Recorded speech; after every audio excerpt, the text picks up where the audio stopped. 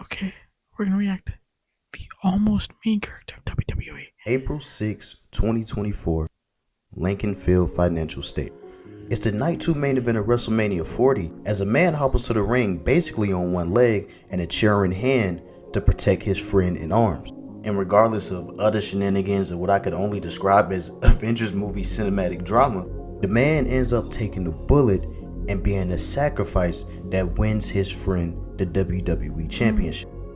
See, in this story, the man is no more than a contributor, a side character to another man's story and another man's monumental title win. Even though he had just contributed to the end of one of the longest championship reigns of all time, in one of the biggest matches of all time, the man walks out of the jam-packed 60,000 person stadium while those 60,000 people cheer on another man's championship win. Wrestling is a very fascinating sport slash show or whatever you want to call it because of simply that, what I just said. Professional wrestling is essentially a sport presented as a show, or maybe a show presented as a sport. Essentially a show about a show where you have these characters where they have narratives, they struggle and they face hardships. And just like any other show, professional wrestling has characters. Above all, they have main characters. And to really get a grasp on main characters, I don't think there's anyone who epitomizes what a main character is more than the character from one of my favorite shows, Son Goku. Dragon Ball Z is essentially a show about an alien child who was sent to Earth during the destruction of his home planet. And that child then will go on to grow up on Earth, becoming the protector of it and making a bunch of friends along the way. A cast of colorful characters and friends and family that would help fight alongside Son Goku to protect Earth and the people they love. But the thing about the dynamic between Goku and his friends and family is everyone knew to always count on Goku. He would be the one that everyone can always count on to be the sole savior of Earth and essentially the strongest out of the cast. Except that one time where his son became the strongest and the protector of Earth, and then he kind of stopped and went on to go do a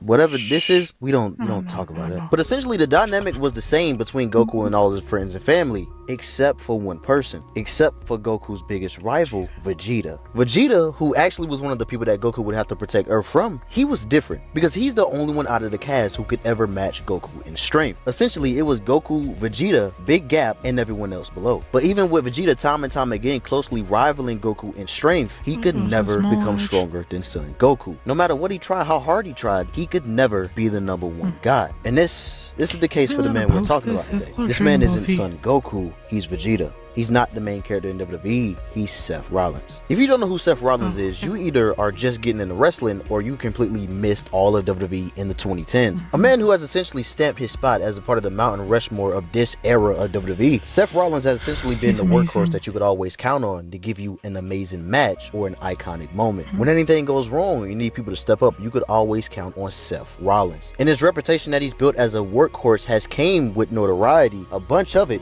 but just not quite all the notoriety he wanted. See, Seth had a struggle. No matter what, no matter how hard he worked, just like Vegeta, he could never be the guy. He could never be the main character of WWE. Mom, can I borrow the Celtos? You can. Give you. There's two people that Seth Rollins has essentially been the Vegeta of. The quintessential number two to these guys' number one, the Vegeta to their Goku. The first one, Seth's own metaphorical brother and the person he started this journey with, this was Roman Reigns. Roman is a wrestler with a complicated yet fascinating story, with maybe one of the greatest comeback stories I've ever seen that could only be rivaled by like one person, and don't worry, we'll get to that. Roman and Seth would both start their WWE journey working in a developmental subsection of WWE called FCW, which they would later be moved to NXT, a higher version of developmental for WWE. It's a lot to explain and confusing, don't worry about it. But it was here where Seth Rollins' talent and ability would be shown and showcased, so much so to the point where he became the first ever champion for the NXT brand. Roman Reigns, meanwhile, on the other hand, not so much. It was obvious that Roman is still green, and if you don't know what green means, it basically means someone is still an amateur pretty much. You can tell that they're new to this. When it came to in-ring work and the actual wrestling, and especially when it came to promos, Roman just wasn't quite there yet talent-wise where he needed to be. But what Roman had going for him was the fact that he looked like a number one guy. And sometimes in WWE and wrestling, that's essentially all you needed. It was obvious though that Roman had something. There was something in Roman Reigns and the potential there, but it was obvious he would need more time before he could ever become the main character of WWE. With the talent being seen of Seth Rollins and the potential of Roman Reigns, they will both be paired up in a group with another also talented wrestler, Dean Ambrose, and they will make their main WWE roster debut in 2012. This was The Shield, a group of mercenaries originally hired as security guards for CM Punk, but then would go on to act on their own and terrorize the whole WWE roster. These three friends battling off against WWE as a whole just gave this us versus the world mentality that people gravitated to, because it was essentially them versus the world. For 2 years, they would raise their stock even more, defeating prominent talent after prominent talent, and then eventually legends. These guys were on top of the world, all until... See, you've always got to remember the plan. The plan of this whole group and this whole thing was for these three guys to become the main focal point of WWE. And with the previous main character of WWE, John Cena, starting to show up less and day by day step down more from his role as the main character of the company needed a new main character now. And you would think with an action like this, it would have set up to be Seth Rollins, but instead, it was actually Roman Reigns. With the Shield now broken up, this gave all the reins for Roman to become a solo star, and now there was nothing between him and the WWE Championship. But see, remember what I said about Roman Reigns still lacking in being green? This was still the case. The thing that made Roman so good in the Shield was he was the quiet type who didn't talk, but essentially the muscle of the group. The guy who could fight off multiple people at once and perform these near superhero level feats. But what WWE didn't realize was once you take the muscle of the group out of the group, now he has to stand on his own. Now he needs a personality. And the one that they would give him was just horrible. Multiple promos around this time with the corniest lines and the corniest sayings ever. And it didn't help that Roman Reigns still wasn't where he needed to be in ring wise. He wasn't good at telling a story in the ring yet. He wasn't good at selling the moves of his opponents and making them look like they hurt. And this was something that the internet and wrestling fans would catch on to very quickly. And essentially, this would cause the crowd to turn on Roman Reigns. So much so that when he would win the Royal Rumble in 2015 and the celebration would be accompanied by The Rock, it would still all result in boos. There was this pushback from people because they can clearly see what was happening here. They could clearly see that Roman Reigns was being bred as a new main character, and to make it worse, the same type of main character that John Cena was, who Cena himself would originally experience hate on those levels during his time as the main character because of the same corny promos, the same repetitive formulaic wrestling matches, and the countless repetitive Superman type wins. What Roman was doing was starting to look eerily similar to the Super Cena era of John Cena.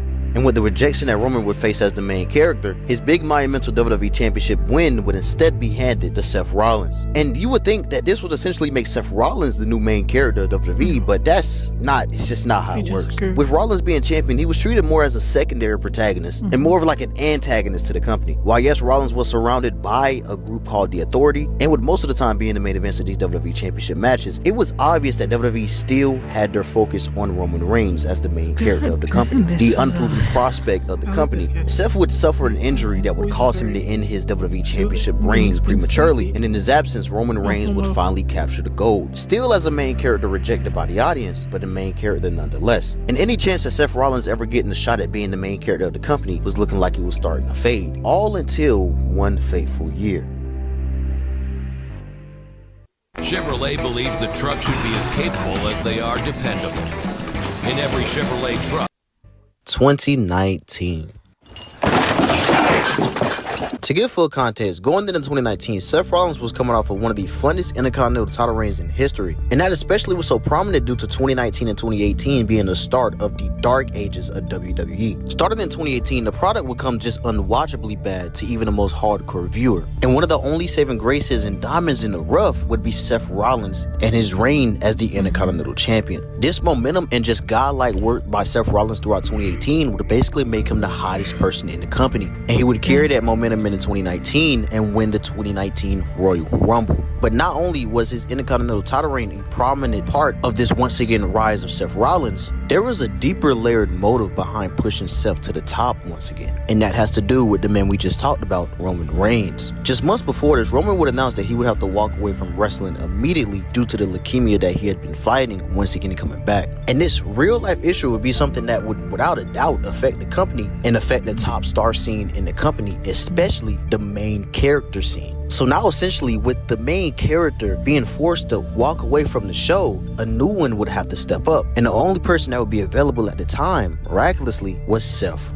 Rollins. And it was at this moment that it seemed like Seth would finally get what he had always worked for. Seth was finally about to become the main character of WWE. And his gateway to doing that would be for him to have to slay one of Roman's toughest rivals. He would have to slay the beast, Brock Lesnar. And at WrestleMania 35, that's exactly what Seth did, beating a man that most times not even Roman Reigns could beat, and essentially claiming his spot as the new main character of the company. And at this point, what could go wrong, right?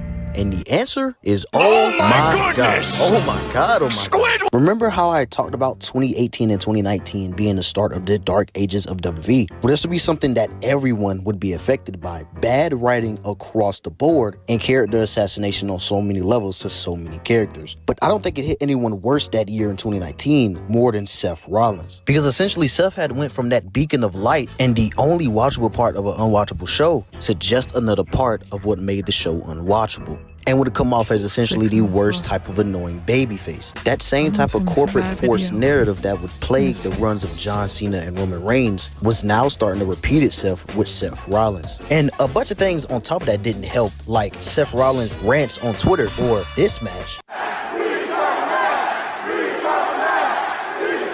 But essentially the whole run and the whole title run would cause Seth to go from one of the most beloved in the roster to one of the most hated. I'm not stupid, I hear you guys. I know plenty of you are thrilled that I lost to the Fiend at Crown Jewel.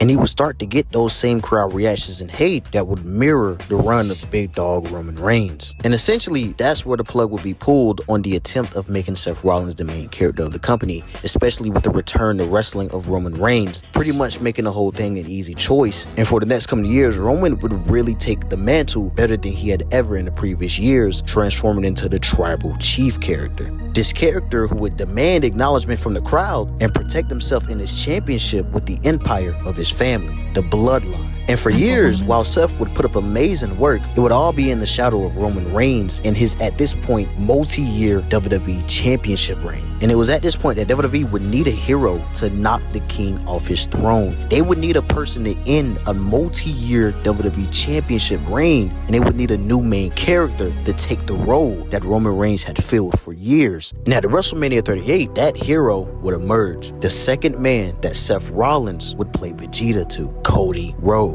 Remember when I said that there was only one man that could maybe rival the comeback story of Roman Reigns? Well, Cody Rhodes was that man. Originally coming from AEW, he would experience quite the same reaction and the same hatred that Roman Reigns would experience back in his big dog days. Cody would experience this hate in AEW. AEW was essentially a company that I think it was Goldust. It was Stardust. Because he had the...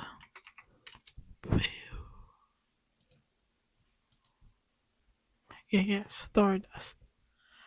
They get their names mixed up every now and then. It's also 10:30 at night. I've had a long day.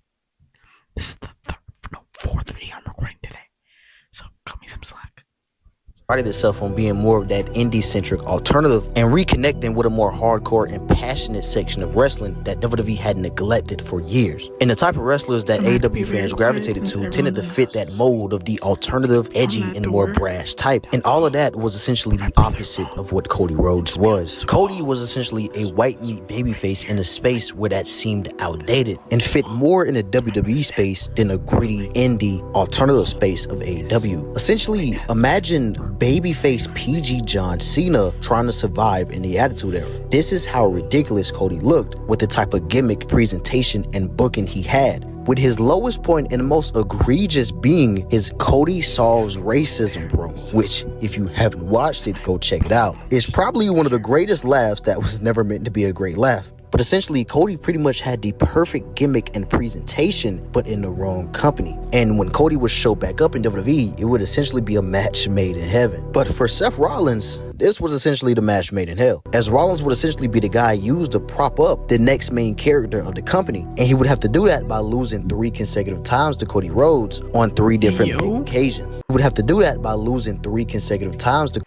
Cody Rhodes on 3 different big occasions. Once again proving Seth was good enough to be a part of the main stories and main focals of WWE, but just not the main character. And essentially, we're back to where we started this video off, as this would be the most evident during WrestleMania 40. With Cody Rhodes winning the Royal Rumble, ready to avenge the WWE Championship loss to Roman Reigns the previous year from WrestleMania, his Rumble win and essential rematch with Roman would be vetoed by The Rock, which I guess you can do that now, in an attempt for the two cousins to face off with each other instead in the main event of WrestleMania for the championship. And to make sure Cody's Rumble win wouldn't go in vain, Seth Rollins would step in to fight alongside Cody Rhodes and protect the company from essentially the evil overlords and the corporate corrupt final boss. And the fight to stand up to the corporate corrupt bloodline would be successful, but with the cost of Seth losing essentially everything. Cody had finally done it. He had won the championship that his father never could, but when it came to Seth Rollins, it was just another story that he played the supporting cast in, as he would have to literally watch the main character mantle be handed to another man, with both of those men essentially being picked over Seth Rollins. At the time of me recording this, Seth is currently recovering from a shoulder injury that would, just like in 2015, cause him to end his world championship reign prematurely. During a run that essentially tried once again to make Seth Rollins a focal point of a show, and just like in 2019 and in 2015, it would once again be plagued by mediocre writing and an untimely injury that would end the whole run. I have no doubt in my mind that when Seth retires, he will go down as a bona fide Hall of Famer with multiple memorable and iconic moments in WWE. His run with the Shield will go down as one of the best introductions and rookie runs of any wrestlers of all time, and his heist of the century will go down as maybe the best cash-in ever, and his matches and reputations as a workhorse will without a doubt immortalize him forever in wrestling. But for some reason, it seemed like Seth always got the short end of the stick when it came to potentially making him the main focal point or the main character of the company. Essentially, it just never really worked whenever they tried to do it with Seth Rollins. A lot of people even say his career has mirrored the likes of Triple H, in terms of Triple H, while being a prominent figure in wrestling and a legend, never really being the guy or the main character of the company. And every time they would try to make him that, it would not go good. Always good enough to be the main antagonist to the main character, but never the main character himself. And this is sadly what I think has plagued Seth Rollins, as essentially he's become the Triple H of this modern era of wrestling. And you can look at that as a bad thing if you want to, but to me, all that means is essentially you've become as much of a legend to your era that Triple H was to his era. And in a business where most wrestlers you see barely even make enough ways to be notable on a trivia question, or even never reach the main event of WrestleMania or a world championship win, I think what Seth Rollins has accomplished is pretty damn phenomenal compared to the average wrestler.